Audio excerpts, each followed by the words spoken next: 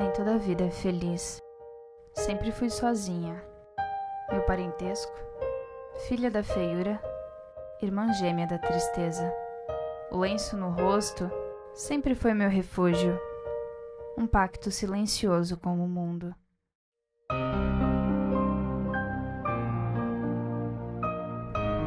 Naquele período de migração, sair da Alemanha era a esperança de construir uma nova vida.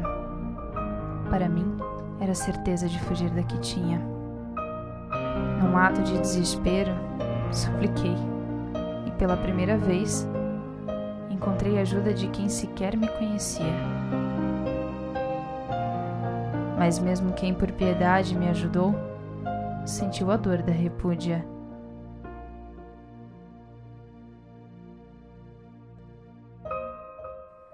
Não importa o quão sofrida uma vida seja, sempre haverá espaço para a ilusão.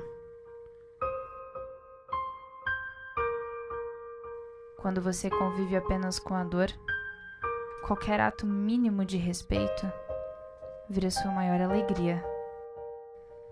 O improvável aconteceu. Por piedade, me defendeu. Por ignorância e ingenuidade, me ofereceu atenção. Eu que nunca recebi qualquer carinho, me entreguei cegamente àquele sonho.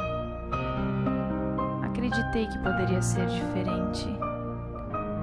De algum lugar inexplicável, encontrei confiança, mas cometi um grande erro. Me mostrei para ele.